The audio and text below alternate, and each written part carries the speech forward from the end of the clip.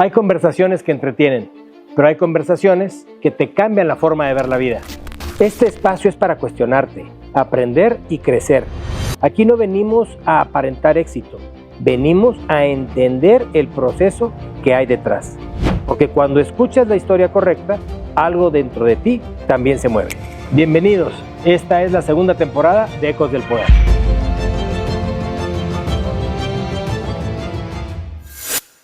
No todo conflicto se resuelve en tribunales, muchas veces se resuelve con el diálogo. Y por eso el día de hoy traemos a un invitado académico, abogado, experto en los medios de solución de conflictos, y saludamos a Mauricio Virués. ¿Cómo estás, Mauricio? Muy bien, Rodrigo, muchas gracias por la invitación. Muy contento de estar aquí contigo y con tu público. Muchas gracias, Mauricio, por aceptar. Oye, a ver, tú has dedicado gran parte de tu vida profesional a los temas de los MASC, ¿no? A los medios alternos de solución de conflictos. Sí. Platícanos un poco, ¿qué es eso? Pues, mira, la definición más sencilla de métodos alternos es cualquier forma de resolver controversias fuera de los tribunales. Okay. La que tú me digas es una forma alternativa de solución de controversias siempre y cuando no implique que un juez decida. Hay algunas que son muy conocidas como la mediación, la conciliación, el arbitraje. Pero a ver, desde la negociación entre dos personas que están solas sin que intervenga nadie, hasta en un contexto de comunidad, como una escuela, donde a lo mejor un conflicto lo resuelve un maestro, un director, o en una comunidad, no sé, en una familia donde un conflicto entre hermanos lo resuelve el papá, la mamá, o todos platicando. Todas esas son formas alternas de solución de controversias. Lo característico es que no participe el Poder Judicial a través de los tribunales. Padrísimo. Oye, a ver, entonces, esto que, bueno, como aquello que decía, no más vale un buen pleito, un mal pleito, un buen pleito que un mal arreglo, ¿no? O algo al revés, ¿no? Pero la idea sería, a ver, cuando nosotros llevamos a la mesa y estamos empantanados en un juicio, empantanados en un problema legal, ¿no? En una empresa, en un tema de gobierno, en donde tú quieras, ¿cómo funcionan los métodos alternos? ¿Dentro del procedimiento judicial los llevas o tienen que ir especialmente a algún lugar para poderlo desarrollarlo? Bueno, muchas veces cuando ya están las personas dentro de un procedimiento, quizás se cansan del procedimiento, quizá cambian las circunstancias y entonces dicen, ya no queremos seguir, mejor queremos que este tema se arregle a través de un acuerdo, de un consenso. Pueden hacerlo de dos formas. Una es que ellos solos, sin la necesidad de que intervenga un tercero que les ayude a comunicarse, lo resuelvan. Y eso toda la vida ha sucedido a través de un convenio, ¿no? Van y hacen un convenio ante el juez, le dicen al juez, oye, ya nos queremos arreglar, queremos que se suspenda este procedimiento y aquí tenemos el convenio a lo cual llegamos, ¿no? Y entonces normalmente el juez dice, qué bueno, un juicio menos que resolver. Claro. Revisa que ese convenio sea legal, que no traiga disposiciones que sean contrarias a alguna norma, y lo aprueba. Y entonces el convenio, ese convenio judicial que se llama, pues queda como en lugar de la sentencia, pues como si fuera una sentencia, una verdad legal, que además puede ser ejecutable y todo.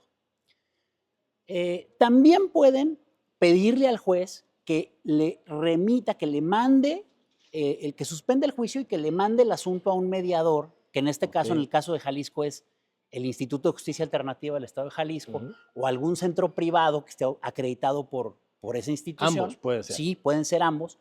Y el juez dice, suspendemos este juicio y que se vaya ante el IJA o ante un centro privado o ante un prestador, un facilitador, para que en un tiempo que no puede ser exagerado, intenten con la ayuda de ese facilitador, de ese mediador, llegar a una solución. Y si lo hacen, bueno, ya le traen el convenio al juez para que el juez diga, la apruebo, y entonces un juicio menos que resolver. Y ese punto que tocas, Rodrigo, es interesantísimo, porque hablabas de que en ocasiones la gente se siente empantanada en los procedimientos. Sí. Y esto tiene mucha verdad. Y además tiene una razón. Los procedimientos judiciales, al menos esa es mi opinión y es algo de lo que hemos venido difundiendo, los procedimientos legales no están diseñados para resolver conflictos, están diseñados para resolver casos legales. Claro, Es decir, por supuesto. Un problema de derecho, un problema jurídico, es lo que se resuelve a través de una sentencia con un procedimiento, con muchas reglas muy complejas que están diseñadas para que cuando el juez resuelva, esa solución sea justa desde el punto de vista de lo legal. Es decir, que sea una solución apegada a derecho. Pero no siempre se resuelve así el conflicto. Y mira, yo me acuerdo, una de las primeras experiencias que tuve con esta aparente diferencia entre los procedimientos legales y la justicia, o lo que la gente busca o persigue a veces en sus relaciones, lo tuve hace muchos años cuando una señora lo que quería en realidad, ella estaba en un proceso de divorcio y de separación, y ella lo que quería, su verdadera finalidad, su verdadero objetivo era que su próximo exmarido, su expareja, no se casara con otra persona. No, eso es lo que ese quería. era su interés. Todavía celos después del tema, ¿no? Era un tema de que, oye, realmente su preocupación, por así decirlo, era ¿cómo puedo evitar que se case con X persona, X ¿no? persona, ¿no? Y desde luego, bueno, si tú revisas la ley, pues no hay ningún artículo que te diga que tienes derecho a que otra persona no haga lo que quiera. Y entonces, ¿qué sucede?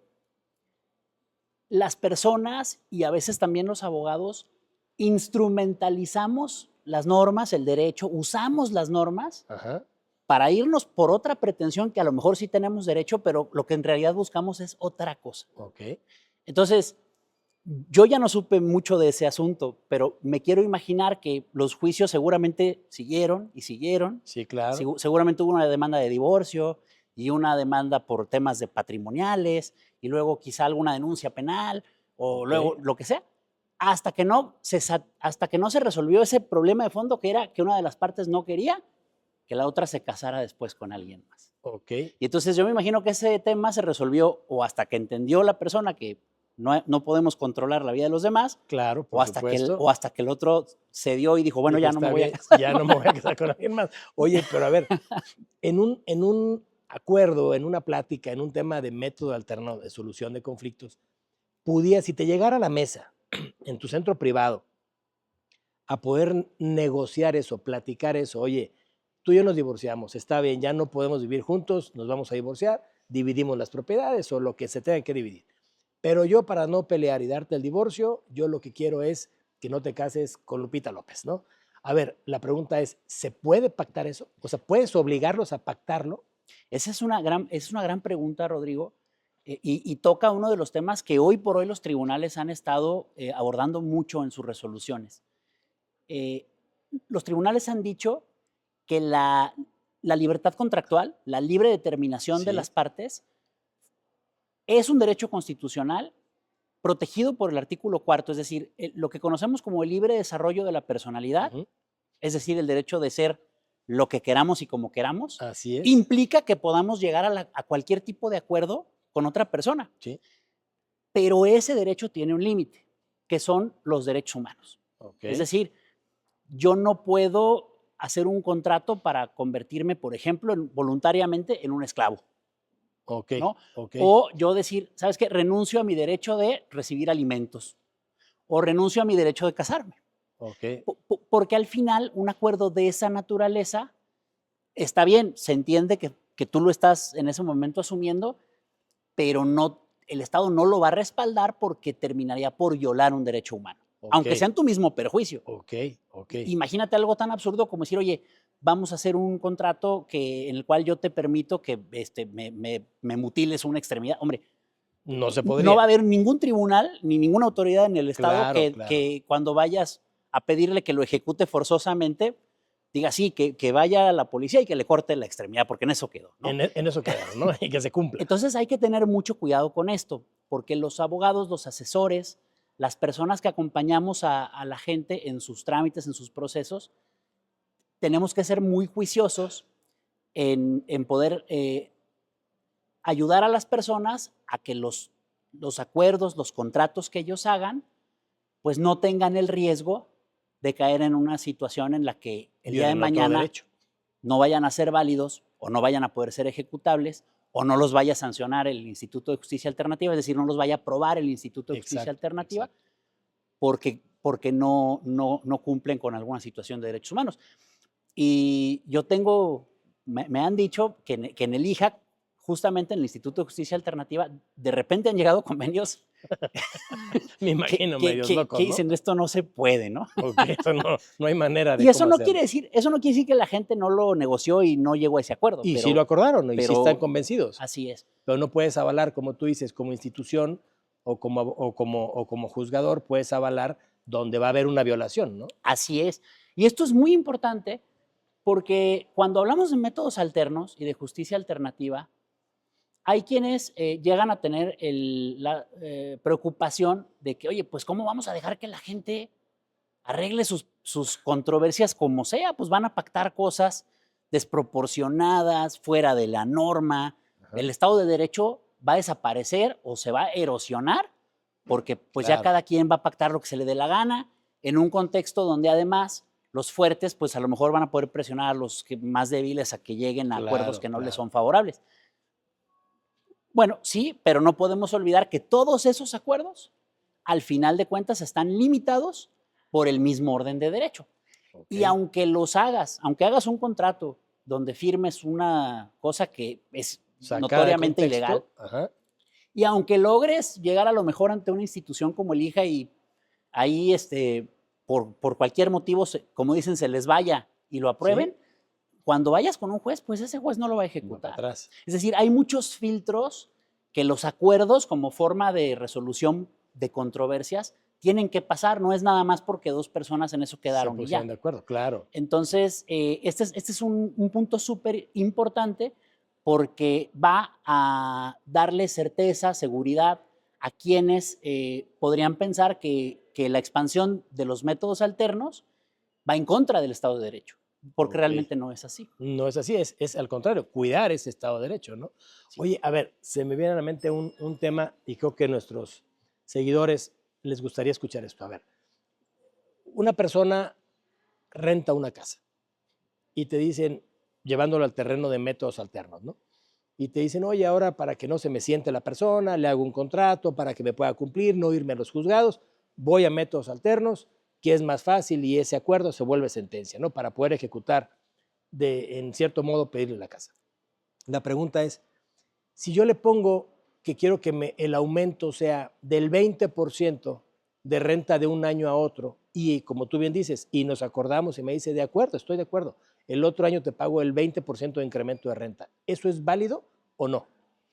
Bueno, depende del contexto económico, porque aquí lo importante no es el número fijo del 10, el 20 o el 30 o el 100, sino cuál es el contexto de esa operación para garantizar que en esa operación no se viole un derecho humano que es el derecho a la no explotación del hombre por el hombre o de no padecer usura. Usura, claro. Que es un derecho que está en la Convención Americana de Derechos Humanos, el artículo 8. En ese contexto de ese inmueble, un aumento del 20% podría considerarse explotación o usura. Yo te pondría el siguiente marco de referencia. Oye, si en esa zona específica así son los aumentos, están entre un 15 y un 30 anual porque hicieron una gran inversión pública, porque viene el mundial, porque se cambió a vivir ahí un famoso, lo que sea. Quizá habría motivos para pensar no hay usura, no existe la usura en ese contexto. Oye, pero si todos los vecinos en toda esa zona sube el 5%, no más, pues probablemente haya quien diga, efectivamente, ahí existió usura y ese acuerdo del 20% no lo vamos a poder ejecutar. Seguramente una autoridad lo que hará será reducir prudencialmente hasta lo adecuado el aumento que tendría que haberse obligado a pagar el arrendatario. Entonces, ese es un buen ejemplo. ¿Cómo se determina la usura, la explotación o la desproporción? Caso por caso y además, a pesar de que es un tema que los tribunales siguen discutiendo y analizando, no basta con que sea muy alta la desproporción, es decir, no basta con que te vendan muy caro. Además, esa desproporción tiene que afectar de manera directa a derechos humanos. Y entonces también hay que tener un cuidado porque si bien es cierto que todos los pactos están limitados por el principio del respeto a los derechos humanos, no hay que ser muy laxos en los criterios porque si no, luego los contratos no van a valer nada. Claro, claro. ¿No? Entonces, tiene que haber un equilibrio entre respetar la voluntad contractual y respetar los derechos humanos, no asumir que todos los acuerdos, solo porque son acuerdos, ya son válidos, claro. pero tampoco revisarlos para echarlos para atrás por cualquier cosita. Tiene que ser algo que verdaderamente afecte derechos humanos. Entonces, para poder entender, tendríamos que estar en un justo medio de llevar la legalidad y constitucionalidad, los derechos humanos y los acuerdos entre partes, ¿no? Así es. Es proteger un núcleo de legalidad en el que hay un interés social, es decir, que los acuerdos a los que lleguen las partes no impliquen algo que le afecte a la sociedad. Okay. Por ponerte un ejemplo, por alguna razón está prohibido vender órganos. Yo no puedo yo no puedo salir a internet y decir, oigan, alguien necesita un riñón porque a mí me sobra uno y ¿no? Vamos arreglándolo. Ahí viene el Estado y dice, no, los riñones no se venden. ¿Por qué? Es mi riñón. No, sí, pero yo como Estado tengo interés en que no se cree un mercado.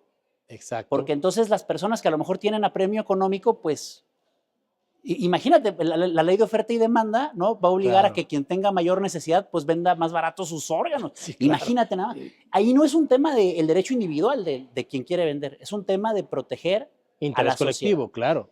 Entonces, de repente ese es el equilibrio que hay que cuidar, que, oye, pero ¿y qué importa si lo pacté yo? Bueno, sí, pero hay una dimensión social. Que hay que cuidar. Que hay que cuidar. Entonces, esto es algo muy interesante de los métodos alternos. A diferencia de la justicia tradicional, de los tribunales, de los juicios, los métodos alternos no están diseñados para resolver casos o problemas jurídicos. No están diseñados para que la solución sea exactamente lo que marca la ley. ¿No? El que deba, pues que pague, y con este interés. Los métodos alternos están diseñados para resolver el conflicto. Es decir, lo que en la relación entre dos partes no está funcionando y lo que está provocando una controversia, una exigencia no satisfecha.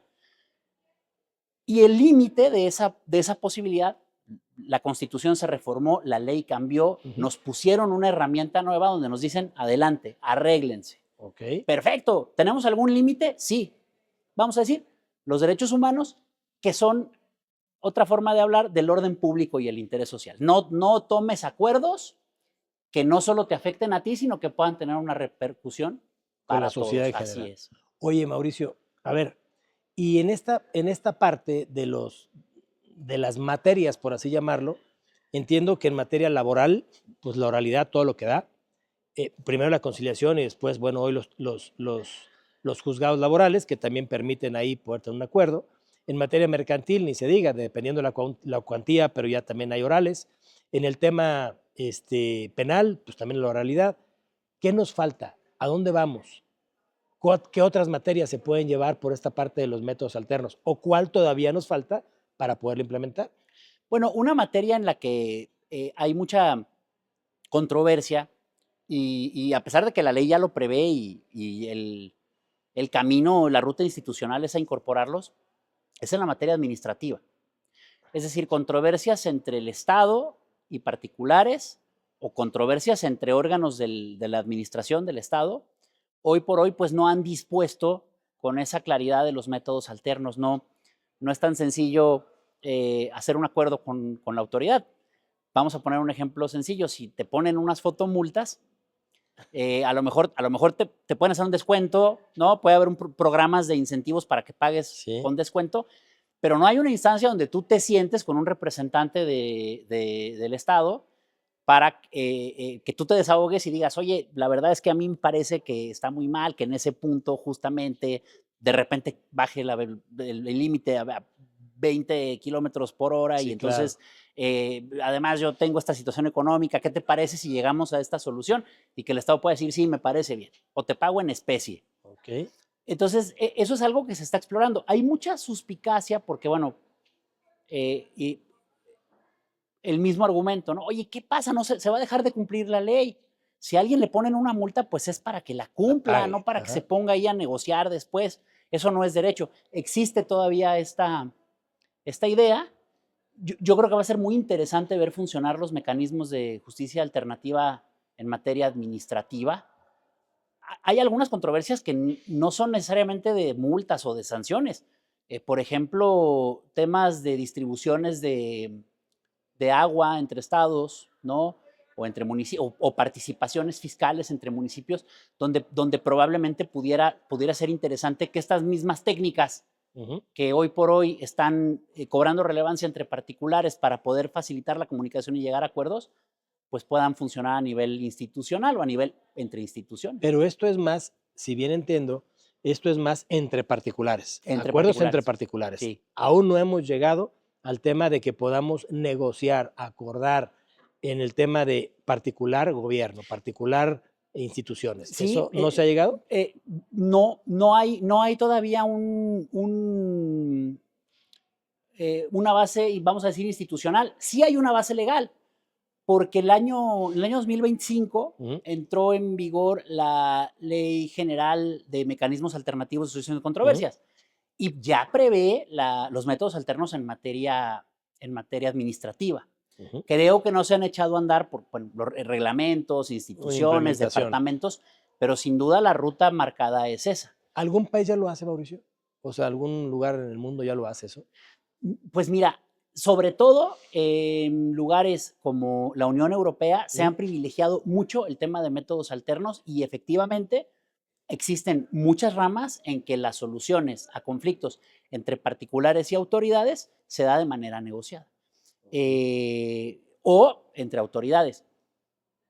En el caso nuestro, en donde creo que ha funcionado un poco más, aunque desconozco los números, es en materia penal, con el tema de la justicia restaurativa, que al final, vamos, hay un acuerdo de reparación del daño y además involucra a la comunidad, pero no podemos olvidar que los que se están arreglando son el Estado en ejercicio del derecho sancionador penal y quien está siendo procesado por un delito. Oye, ahorita tocas un tema súper interesante, el tema penal, la justicia restaurativa.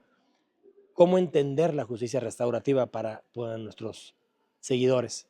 Pues la justicia restaurativa es un cambio de enfoque. La justicia penal tradicional busca castigar o sancionar a quien ha cometido un delito. Su finalidad principal es que quien comete un delito cumpla una condena.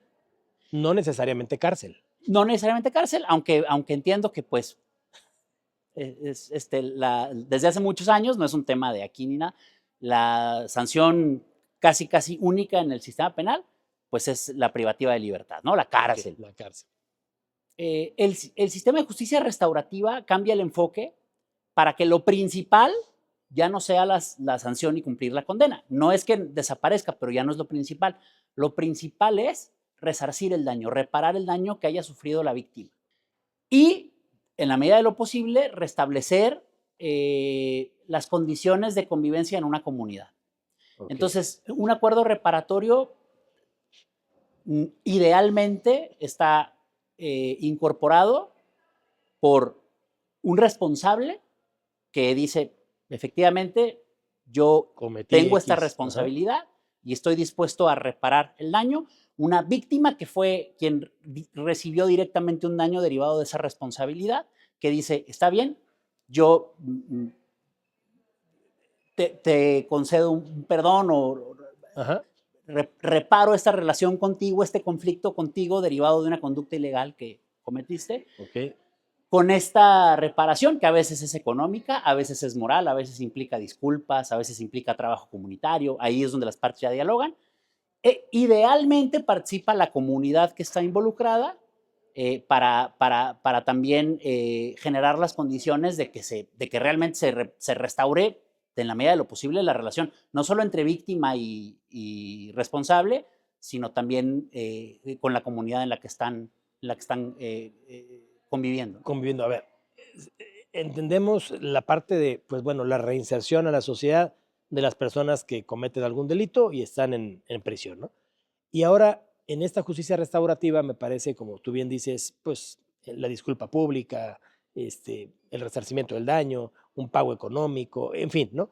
La pregunta es, ¿sí se vale poder aminorar de cierta forma la pena que digas, oye, te tocan 3 años de cárcel y platicando con las partes, acordando con las partes, decir, bueno, me quedo un año en la cárcel, pero aparte te doy una indemnización, te doy trabajo comunitario y hago una disculpa pública. ¿Sí se valdría en nuestro modelo mexicano de negociación en esta parte o no llegamos allá Es todavía? una gran pregunta, Rodrigo.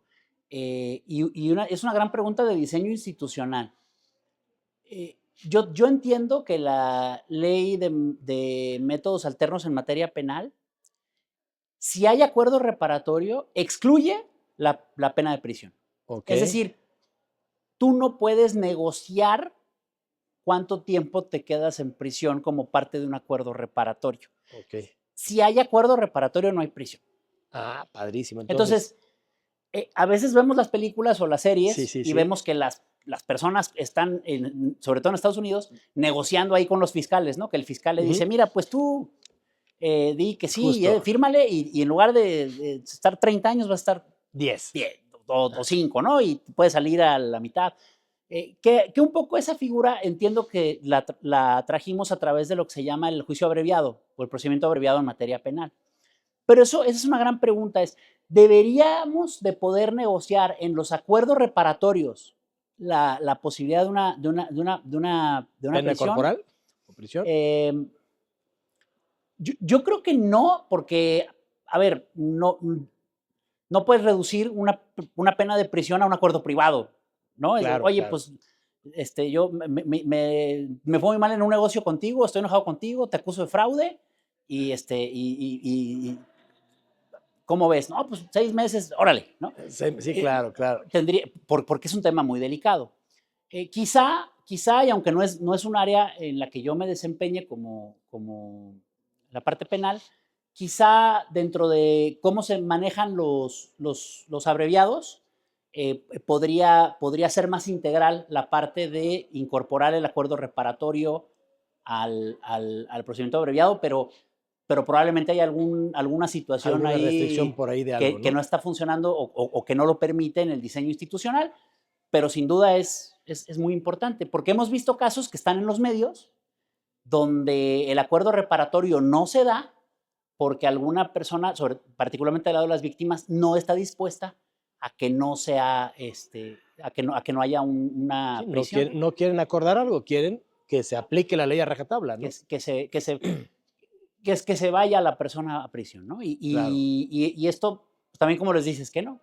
claro. Entonces, me da la impresión que ahí hay un área de oportunidad en el sistema penal para generar mejores herramientas en materia de acuerdos. Entonces, para recapitular el punto, cualquier ciudadano que tenga un conflicto, ya sea judicial o pensemos así, en el vecindario, en la colonia, en el barrio, en el fraccionamiento, como le quieran llamar, de tema de cuotas o de lo que sea, pueden acudir al tema de los métodos alternos y pueden acordarse, ya sea dentro de un proceso judicial o en su caso nos acordamos y vamos de mutuo acuerdo a firmar nuestro acuerdo, valga la redundancia, Sí, nuestro convenio entre partes para que le dé una validez el Instituto de Justicia Alternativa, los centros como el tuyo, que es un centro privado, o el propio juez si está en un juzgado, ¿no? sí, sin duda es algo que está tomando mucha relevancia, sobre todo en Jalisco, que ha sido muy exitoso en la implementación de los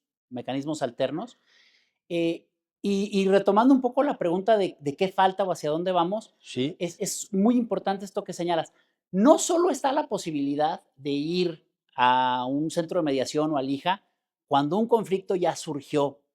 También existe la posibilidad de que las personas prevean en sus propios acuerdos o en sus propios instrumentos ok, privados de qué manera van a ir a resolver un conflicto. Ahorita pusiste un ejemplo muy bueno que es el de los condominios, ¿no? ¿Qué tienen los condominios? Muchas veces tienen un reglamento. sí, Bueno, en ese reglamento puede haber cláusulas de resolución de controversias a través de mecanismos alternos. Puede haber algún diseño de arbitraje privado específico ok, para el condominio ok, simplificado. Puede haber un sistema de justicia descentralizada ujú, donde participe la misma comunidad. Igual en un contrato mercantil, igual en unos estatutos de una sociedad o persona jurídica. Yo creo que algo que hace falta y hacia donde nos estamos moviendo es a que vayamos interiorizando cada vez más los mecanismos alternos dentro de las relaciones que hacemos los particulares y que vayamos poniendo este tipo de cláusulas más frecuentemente en los contratos, que cada vez sea más común ver un contrato de cualquier cosa, hasta un contrato de profesionistas, de esos que firmamos todos los días, donde hay una cláusula de resolución de controversias a través de mecanismos alternos. Sería padrísimo innovar en esa parte y enseñar a los ciudadanos, a la ciudadanía en general, enseñarles esa parte, transmitir esa parte de cómo poder blindar este ejercicio y poder tener esa herramienta, como tú bien dices, con el tema de los métodos alternos. Mira, Rodrigo, yo el 99.9% de los contratos que veo traen una cláusula más o menos al final que dice jurisdicción y competencia. Para cualquier controversia relacionada con este contrato, las partes se someten a los jueces de Guadalajara, Sí. México o lo que sea. Y entonces luego cuando viene alguien con un abogado a pedir asesoría, dice, oye, yo tengo un problema con esta persona, ¿qué hago? Agarras su contrato, lo ves y le dices, ah, mira, hay que ir a los tribunales de Guadalajara. No, ¿cómo a los tribunales? Pues eso pusiste. Claro.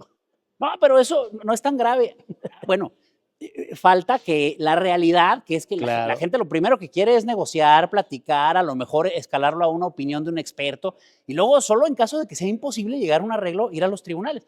Pero si tú ves los contratos, es la única que pone. Sí, claro, no traen, todo es juzgados, todo es litigio. Entonces, es curioso porque la forma en la que hacemos los contratos no coincide con el funcionamiento real de la sociedad. Claro, por supuesto. Normalmente las personas buscan un escalonamiento. Vamos platicando, vamos pidiendo la opinión de un tercero. Oye, no se pudo. Bueno, vamos a juicio.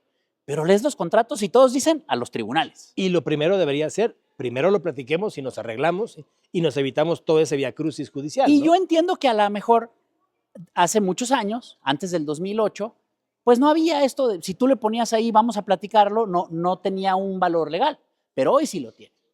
Y entonces es parte de lo que tenemos que ir interiorizando en nuestra forma de entender las relaciones entre personas. Claro, claro, es un tema, yo creo que de aterrizar, de dar mayor difusión a estos temas, por eso te invitamos con tu expertise y la larga experiencia que tienes en esto y todo lo que has resuelto para que puedas comentar todo este bagaje de conceptos y de decirles efectivamente eso, pongan en su contrato, pues primero nos arreglamos, si no nos arreglamos, pues entonces nos vamos a los tribunales, ¿no? Que también se vale. Sí, ¿por qué en tu contrato pones la última opción, lo que llamamos la opción nuclear? Okay. No, yo no lo hice, lo hizo el abogado. Bueno, los abogados tenemos que empezar también a ver esas cosas. Claro, a sensibilizarnos con esa parte. Oye, Mauricio, ¿cuál ha sido, me gustaría preguntarte, hoy eres director de tu propia firma y la verdad es que me imagino que has visto cientos de temas, ¿no?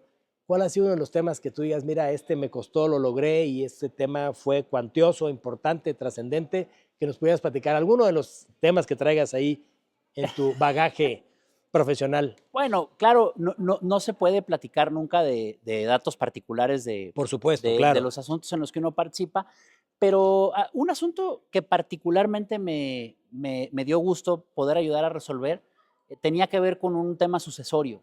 Sucesorio. ¿No? Porque los temas de sucesiones, los temas de herencias, ¿sí? Son muy complejos. Primero porque jurídicamente son muy complejos, ¿no? Tienen un montón de reglas. Y sí. Se mezcla el derecho de los derechos reales con las sucesiones. Pero también hay una carga emocional muy fuerte. Bueno, lo vemos en internet todo el tiempo. Muchos de los memes jurídicos son de que los terrenos del abuelo y de que claro. En Navidad la gente pone ahí burlas de que ya se van a pelear los tíos por los terrenos. Y esto no se lo inventan la gente, es porque pasa en la vida real. Bueno, nos tocó ver un asunto sucesorio que traía como 25 años de litigio.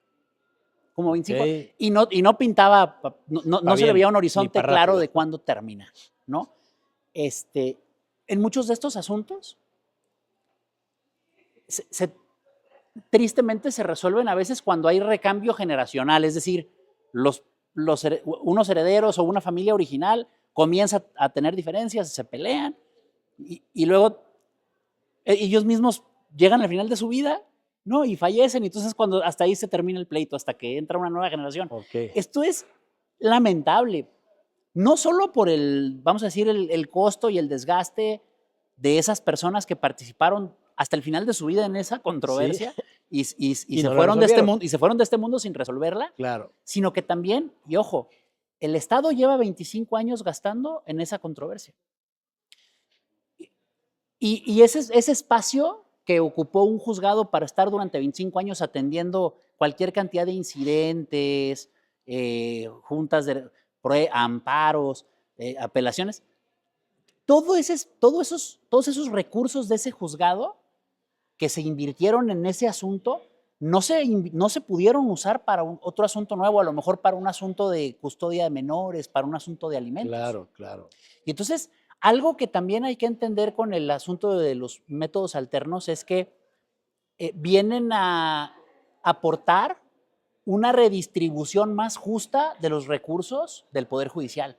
Claro, por supuesto. Porque cada asunto que se resuelve fuera de los tribunales deja libre un espacio despresuriza la carga judicial para que un asunto nuevo pueda llegar a los tribunales, que a lo mejor requiere con mayor apremio la intervención del juez, porque es algo que no se puede resolver a través de un acuerdo. Claro. Un tema de violencia, un tema de necesidad apremiante económica, de alimentos, etcétera. Por ejemplo. Entonces, ¿de qué le sirve a la sociedad que dos personas se arreglen y resuelvan su controversia fuera de los tribunales? Pues de que esa controversia no va a estar ocupando un espacio, no va a estar quitando dinero, tiempo, recursos del Poder Judicial. Y ese tiempo, dinero, recursos del Poder Judicial van a estar disponibles ¿para quién? Para todos los demás. Claro. Entonces, esa parte de distribución es algo que de repente no terminamos de entender. Creemos que el sistema de justicia sirve únicamente para dictar sentencias justas conforme a la ley y ya. Oye, pero ¿eso qué costo tiene? ¿Qué implicaciones tiene? Entonces, en este asunto, después de 25 años de litigio, a través de un proceso de mediación, es decir, negociación asistida, llegaron a un acuerdo y se terminó. Después de 25 años. Sí. Que se dicen fáciles, pero es un cuarto de siglo. Y ¿sabes qué? Ni siquiera fue una mediación muy compleja, muy larga. En una semana lo resolvieron. En una semana resolvieron lo que en 25 no pudieron. No habían podido. Sin duda, Mauricio, ha sido una gran charla, ha sido una gran plática para poder comprender un poco lo que son los famosos MASC, cuando los vean ahí, métodos alternos de solución de conflictos, una gran herramienta que tenemos los ciudadanos y la ciudadanía en general para poder acudir a estos acuerdos con sus limitantes, como tú bien lo dices. Por eso me parece que tú, como experto de cara a la ciudadanía, deben acudir con gente profesional en el tema para no vulnerar algún otro derecho, como tú bien lo dices, ¿no? Sin duda, pues sí, es algo que ya está cobrando fuerza, relevancia, es algo sobre lo que la gente cada vez sabe más, ¿no? Ya escuchar hija, ya es un poco más. Antes la gente se confundía mucho con el hijas. Hija, sí, claro. ¿No? Que ya no existe. Sí. De hecho, el actual director del hija dice una broma que cuando él llegó al puesto le decían, usted es el de los corralones. Y que ahora ya le dicen, usted es el de las rentas, ¿no? Porque hay muchísimo, en Guadalajara hay mucho arrendamiento preventivo con los MASC.